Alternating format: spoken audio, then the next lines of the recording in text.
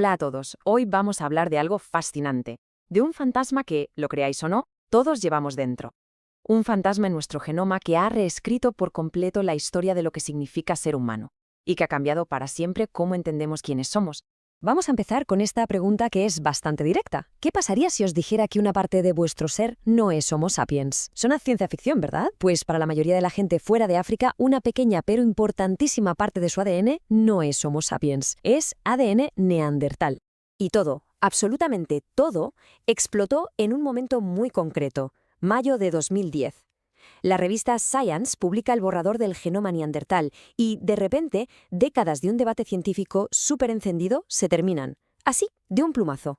Vale, pero para que entendamos la magnitud de este bombazo tenemos que irnos un poco para atrás. Hay que entender cuál era la gran pelea, el gran misterio que tenía dividida la ciencia sobre de dónde venimos.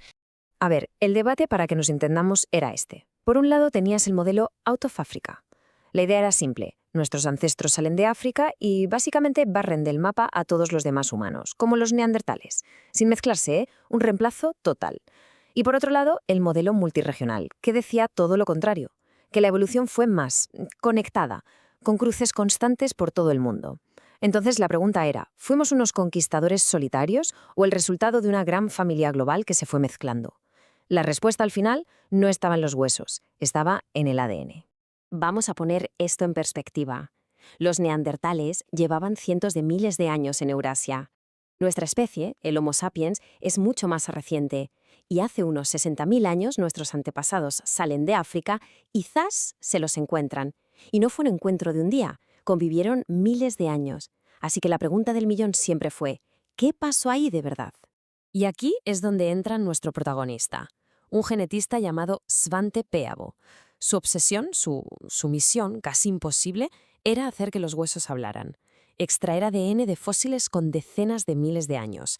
Algo que, sinceramente, la mayoría de la comunidad científica consideraba una locura. Y es que, claro, el ADN antiguo es un auténtico desastre. Imaginaos, se rompen trocitos diminutos, se estropea químicamente, y encima, más del 95% de lo que sacas de un hueso no es del individuo, es de las bacterias que se lo comieron. Y por si fuera poco, con que un científico respirara cerca, ya podía contaminar la muestra con su propio ADN. Era literalmente como intentar reconstruir una enciclopedia entera a partir del confeti que te encuentras en un charco de barro. Una locura. Pero el equipo de Pääbo, en el Instituto Max Planck, lo consiguió. Ojo, esto no fue cosa de un día, fueron décadas perfeccionando las técnicas. Montaron salas ultralimpias, de estas que parecen de una fábrica de naves espaciales, para que no entrara ni una mota de ADN moderno. Usaron tecnologías de secuenciación supernuevas que podían leer millones de esos trocitos rotos a la vez. Y, lo más importante, crearon un software brutalmente inteligente para coger todo ese puzzle y volver a pegarlo. Y así, lo que parecía imposible, se hizo realidad. Y entonces, después de todo ese currazo, llegó el resultado. El momento de la verdad. Compararon el genoma neandertal que habían reconstruido con el de humanos de hoy en día. Y ahí estaba, la prueba que nadie, absolutamente nadie, podía negar. Aquí lo tenéis, este es el número clave, entre un 1 y un 2%. Fijaos, todas las personas que viven hoy fuera del África subsahariana tienen este pequeño porcentaje de ADN neandertal. Puede no parecer mucho, pero es la pistola humeante. Es la prueba definitiva de que nuestros antepasados Homo sapiens y los neandertales no solo se vieron las caras, tuvieron descendencia. Y ahora viene lo más interesante, lo que nos dice este gráfico. Uno podría pensar, bueno, los europeos, que vivieron más tiempo cerca de los neandertales, tendrán más ADN suyo, ¿no? Pues no. Tanto europeos como asiáticos tienen una cantidad muy parecida.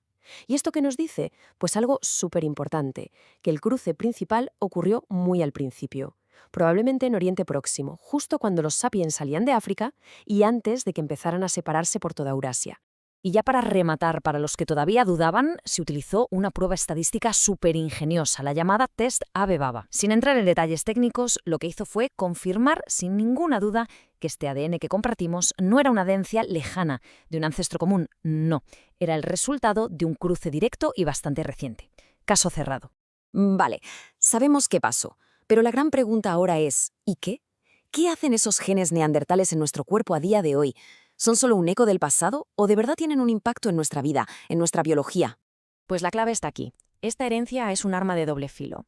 A ver, cuando se cruzaron, nuestros ancestros consiguieron como atajos evolutivos. Se llevaron de golpe genes del sistema inmune neandertal que les protegieron de las enfermedades de allí. El problema, que hoy ese mismo sistema inmunitario, que es como más reactivo, nos hace más propensos a las alergias o enfermedades autoinmunes. Y pasa lo mismo con el metabolismo. Genes que ayudaban a almacenar grasa para no morir de hambre, hoy nos aumentan el riesgo de tener diabetes tipo 2. Lo que antes era una ventaja, hoy puede ser un problema. Y esta dualidad, esta doble cara de la moneda, la vemos de una forma increíblemente clara durante la pandemia de COVID-19. Se descubrió algo alucinante. Un trozo de ADN neandertal, en el cromosoma 3, duplicaba el riesgo de acabar en la UCI. Pero a la vez, otro trozo de ADN neandertal, en otro cromosoma, el 12, nos protegía. Esto demuestra perfectamente lo compleja que es esta herencia y cómo sigue afectando nuestra salud de formas que ni nos imaginábamos. Y la cosa no acaba ahí, ¿eh? Esta herencia influye en un montón de cosas.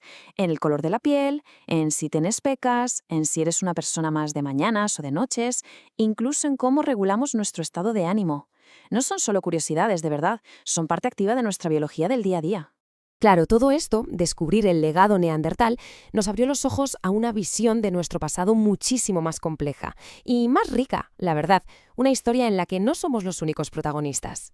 Se acabó. La idea de una evolución en línea recta, de una especie que llega y sustituye a la anterior, se ha demostrado que no fue así.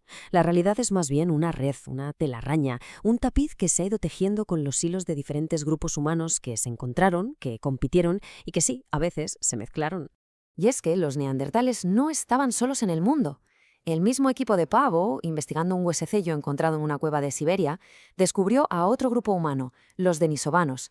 Y resulta que algunas poblaciones de hoy en día, sobre todo en Asia y Oceanía, tienen hasta un 5% de ADN denisovano.